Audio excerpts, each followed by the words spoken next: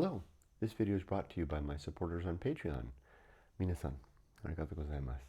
And a special thanks to Evelyn. Hi, Evelyn. My name is Kurt, and this is my daily good life meditation, an exercise that I do each and every morning, a little bit after waking up, to go over my life objectives and principles, those which are outlined in my book, Going Alone, which you can get a copy of at the link above. And if you can't find a link there, there should be one down in the description. I also use this time to go over my life objectives and principles. Well, I just said that, didn't I?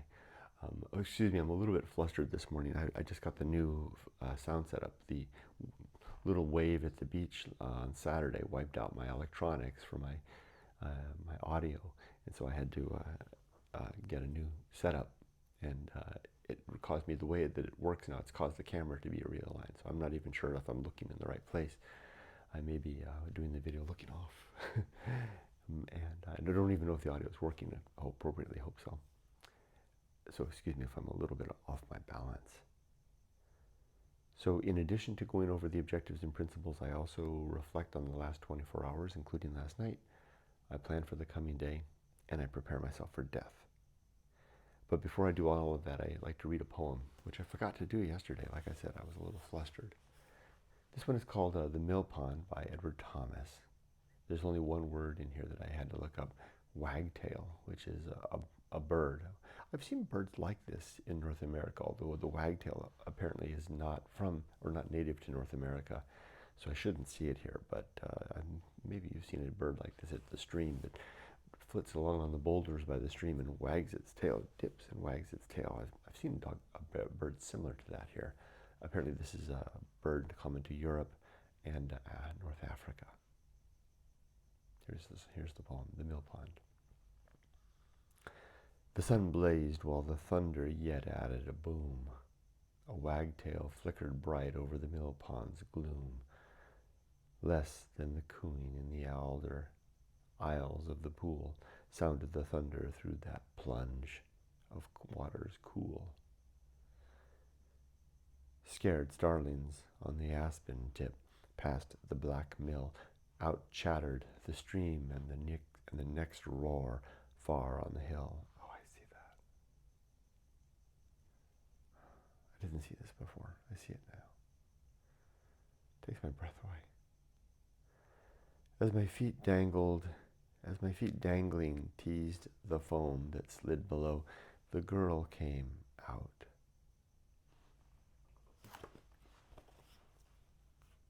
Sorry. Take care, she said ages ago. She startled me, standing quite close, dressed all in white. Ages ago I was angry, till she passed from sight. Then the storm burst as I crouched to shelter. How beautiful and kind, too, she seemed, and she does now. Damn it, it's another one of those beautiful poems that I get weak. I can't breathe. I read that twice yesterday, and I forgot to read it, and it didn't touch me. This third time, suddenly it got me. I'm going to read it again, maybe tomorrow. Just leave it at that. I have to move in an expeditious manner. I do have to get to work again. I was at work yesterday for a long 4-hour meeting. That was a hell of a meeting. And when I came home, I was so tired after that meeting. I left my computer at my office, so I can't work from home. So I'll finish this up and get going. And I have a lot of meetings today, like 5-6 hours of solid meetings that I'm going to be interacting with today. Got to be on my game, my A game today. Got to get with it. Okay, let's do it. So yesterday and last night, I kind of touched on it a little bit yesterday. It was a consequential day. It was a hard day. Going to the office always takes it out of me. Yeah, I'm exhausted. But in terms of challenges and opportunity, I did find myself, that one meeting was really hard. I did find myself in what I can't think of a better way to call than an advanced state of self-control as things were unfolding, and it was a difficult meeting. Yet I kept my balance and my equanimity. I was mature. I kept my maturity. through the whole thing. And it was then that I kind of realized suddenly that though I was by far the low man on the totem pole, these were all leaders in the meeting, I was the oldest person there. And I maybe that contributed to it. I did have a moment of flashback in the meeting to a decade back when these people would have been maybe my contemporaries or even just slightly older than me. And I would not have felt like I would not have been confident in the position and the direction that I was taking in the project, leading the project as the project manager. But I am confident now. And that confident in that sense of seniority, is that the right word? Literally, did the trick. I think I can keep that up. I think I can maintain it. All right, next. What is next? We have the good life. Let's recite it. My 8 objectives. Number 1, to be always ready to die, to make good and effective use of time, to develop and maintain good and sound life principles, to cultivate good emotional reactions, to perform good actions, to recognize my true limits and true opportunity, to do just one thing at a time, and do that thing slowly, deliberately, and carefully, and to maintain my balance at all times.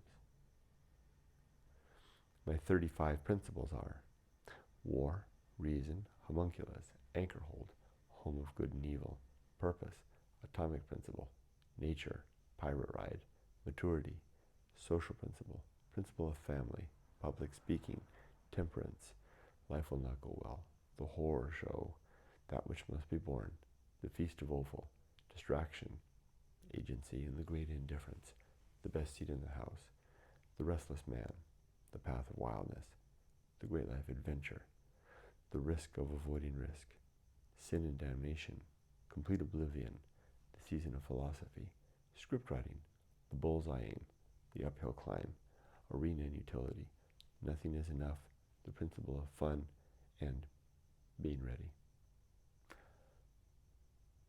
That must certainly be the fastest, most deliberate recitation of the principles I've ever done in all these years.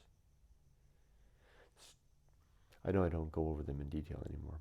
I'll get back to that though. My life's a little tight right now. Not as tight as it was, but a little bit tight. I'll have more time soon. Yeah, at least that's the plan. Okay, finally, today, or last 2 more things. Today, the plan is to finish this, wrap this up, type up my words, do my normal stuff, and then get the heck out of here, feed myself and the dogs, let them out, and get the heck out of here and get to work, get set up for that meeting. I'm going to get a big cup of Starbucks on the way. I'll take that with me, sit in that meeting room, wherever it'll be, and I'm going to power through this day. Okay, here I am going to project a little bit. Today is a consequential day. I need to establish I can't talk details. I need to establish a cadence and momentum, as I already did in one case with this project, with the other leads. Now I need to do the same. I have to be on my A game. I have to be on my game today. Now this project's not like any other. It seems like I always get projects that the existence of the world hangs on the string, which is never the case, but that's the way it feels. This one doesn't feel like that. This is just kind of making things into an orderly process. So I shouldn't feel stressed, and at the moment I don't. I don't feel stressed so much as just tired. Just tired. I just don't want to do this anymore. I want to grow vegetables. I want to walk. I want to write. Yesterday Miko and I were looking at a house. We were having dinner together, and we like to look at videos on YouTube of houses that are available in Japan or people are working on. And there was this one that we were looking at, an old-style Japanese house with an engawa, and they were showing the engawa with the porch, right? And it's kind of set like a thing. It's different from a porch, but kind of with the doors and windows. And there was a seat there, and Yumiko commented when she saw the seat. She said, "That's your seat, Kurt." I told her, I looked to her, I said, "That's all I want in life. It's a seat on the engawa." Mm. And the rain, no less.